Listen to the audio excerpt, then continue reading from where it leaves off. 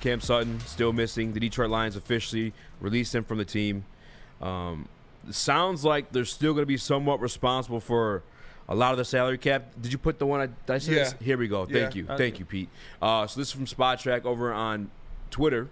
This is the outright release. Lions take on $19.2 million of dead cap, forfeiting $6.5 million of cap space. Essentially, so that 12.6 will carry into June, and obviously the cut will finally take place, and they'll be able to do it the same way Russell Wilson's contract was done, divvied up between 2 years, it looks like here. So $12 million the first year, $6 million the second year. We just got to eat it.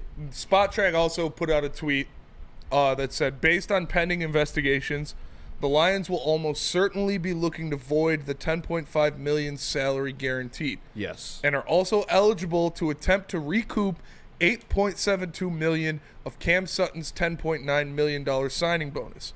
All of that is TBD for now, however. So they're going to be able to get some of this money back, but this is, like we talked about, this is a scary situation.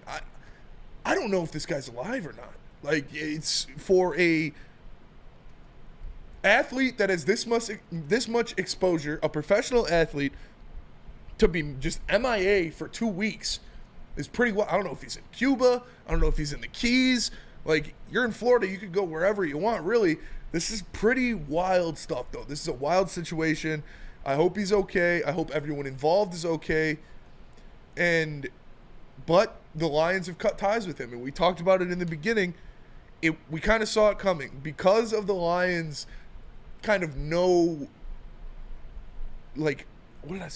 non-tolerance policy for this kind of stuff. Zero tolerance. Zero tolerance policy for this kind of stuff. We saw this coming, where Cam Sutton has been cut by the Detroit Lions, and we'll see what happens. Yeah, man. I was never really comfortable speculating, like, where he is in terms of, like, alive or not. It's just wild, but that's what we're dealing with right now. It is kind of a wild thing to speculate, but we really don't know. We really don't know. And yeah, and then the modern era of being able to track you through your car, through your phone. Both pieces have cameras on it. It's kind of wild.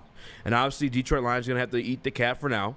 I see Joey 2 times. Say my man's a millionaire. He could be on a yacht. That's very possible, too. He's also an athlete. Maybe he swam to Cuba. You never really know. But as of now, he's officially no longer a Detroit Lion. And the Detroit Lions are going to have to just eat it in terms of cap space for this year. It's still kind of uncomfortable to speak on because we don't know his situation. But regardless, in the past, the way this has worked out, there's been teams, I think it was like the Patriots with Aaron Hernandez. They're given a cap rebate after everything was kind of arbitrated and figured out, like, okay, do we still owe this money since, we passed the date or whatever and whatnot, and voided whatever the contract may have in there with player misconduct.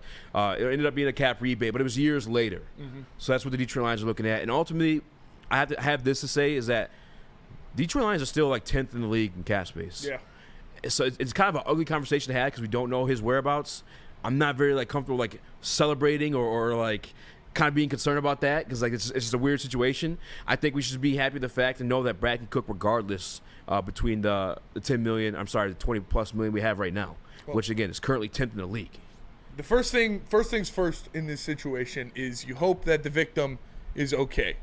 You hope that nothing too serious happened with her injuries and that she's okay. Second thing, you hope Cam Sutton's okay. You hope he is alive and well. Yeah. And third, he needs to turn himself in and face due process. And then finally, you can look at it from the Lions' perspective of they cut him. It's over for Cam Sutton with the Detroit Lions. He's no longer a part of this organization. And we'll see how the cap situation and all the money settles itself. But like Spotrack said, and as we all assumed before we even knew that they're going to do something to recoup the money or there's got to be some kind of contract contingency for a situation like this. But again, Cam, just hope the guy's alive. Yep. It's scary when you have someone who hasn't been in contact with anybody in 2 weeks. Alan W. brings up a great point too, and I've caught myself wondering the same thing because, of course, sometimes you're kind of wondering what the hell's going on, and obviously you kind of wonder the worst of it at times. And then I got to thinking how does that affect the locker room? How does that affect the year? Will they be able to say, hey, we did it for our brother? Because at the end of the day, they were still had a close relationship with him. I'm assuming some people did on the team. Obviously, probably more so the defensive players. But I don't know, man. That is a great question. How do you think it affects the team? Nick? Yeah, I mean, this is just such a crazy situation. I mean, you never even think that this could be anything besides out of a movie script. You know, this is a professional athlete that's been missing for over 2 weeks now. Like, that's absolutely insane. And obviously, everyone's thinking about the victim. Hopefully her mental health's okay, along with her physical health, that she doesn't have bearing issues for the future. But it makes me kind of think about what situation this Lions team is in kind of going forward, besides, you know, everything that's on the surface with what's actually going on with Cam Sutton. Who's going to be cornerback? Who's going to be the cornerback for this team, Easy, moving forward? Easy and Spencer, who you guys think cornerback 2 is? Also, before we get into that, we touched on it a little bit yesterday. Warrant Wednesdays is wild. Like them putting that out there is Warrant Wednesdays. Like, it's, you know, Throwback Thursday is pretty wild. I'm not gonna lie, but that's Florida for you.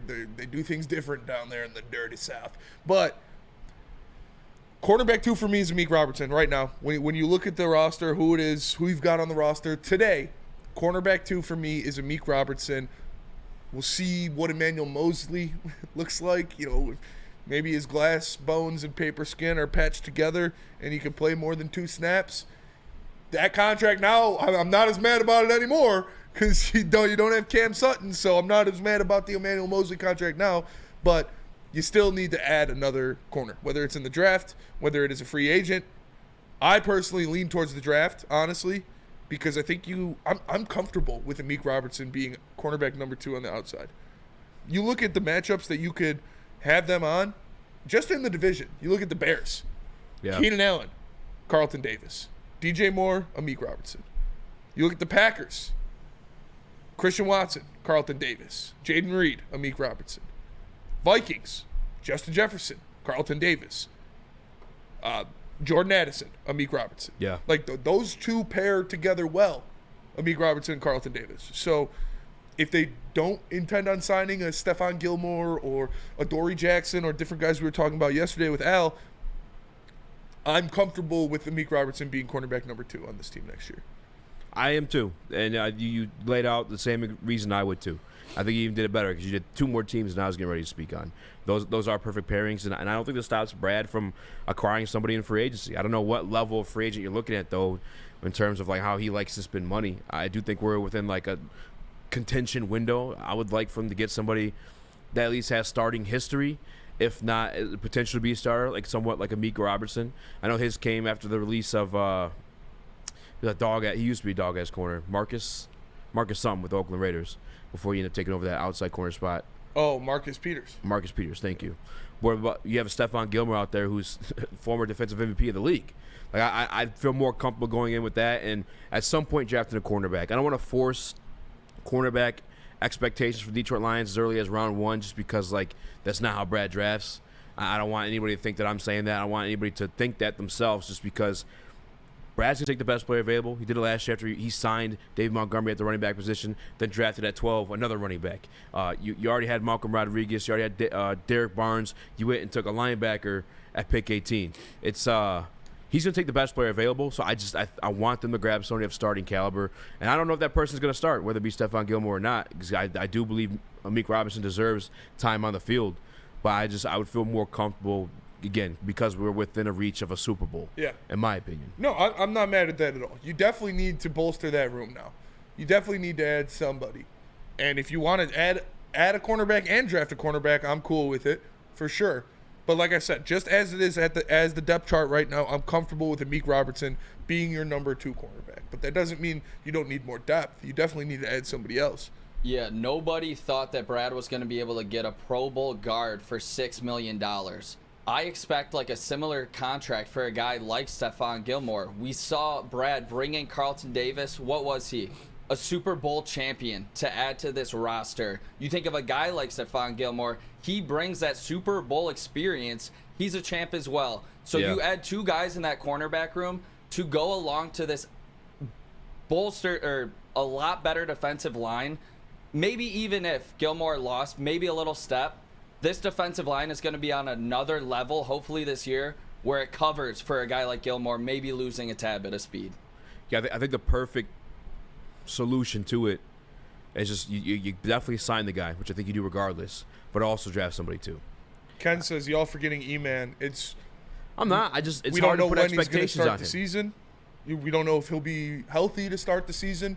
We don't know if he'll be healthy if he plays in a game, like if he can stay out there If he longer returns to than form. I mean, two we snaps. didn't even get to see him last year. This defense. Yeah. It's like I got to keep it real, Iman. Like you got to limit the expectations there. So I think you definitely. I mean, Brad, for Christ's sakes, and I'm sure he is. You got to sign somebody. You can't. He depended on Iman last year. It didn't work out for him. I think he learned a lesson. He's not a stupid guy. Yeah. I'm not forgetting about Iman. I'm very hopeful about Iman. In my head, secretly, I think if Iman could return to form, hey, that's a lockdown secondary, if I'm being quite honest with you, between Carlton Davis, Amik Robertson, and Emmanuel Mosley. I mean, that'd be pretty dangerous for opposing teams.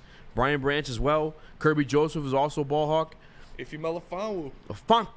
Listen, that would be fucking disgusting, but I don't want to put those expectations out there because it's kind of it's unrealistic. Is it unrealistic? It's a little unrealistic to put any expectations on Emmanuel Mosley because you don't know what you're getting from him. You don't know when he'll be ready to start the season. You don't know how he's going to look playing his first game after 2 ACL tears. So, 2 ACL tears and just 2 years of inactivity as well on top of that. Yeah. Pete, you got anything on this before we go to break?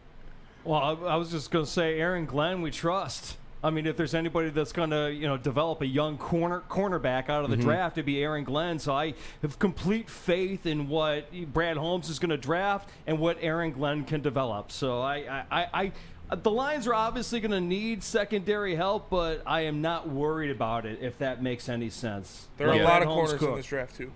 Lots of corners. A lot of corners in this draft that, like, we talked about Renardo Green yesterday. Al said him jumping into the first round. That would be crazy. I don't know if he'll make that high of a jump. I can see it happening, bro. I like that kid. When I broke down his film when he was my spotlight, I like that kid a lot. Like, I guess I kind of asked myself, like, why wouldn't you put on the tape, and especially against a team like LSU, with multiple receivers that are expected to go into the first round of this class? I guess I'm kind of like very curious as to why he's not high on the board.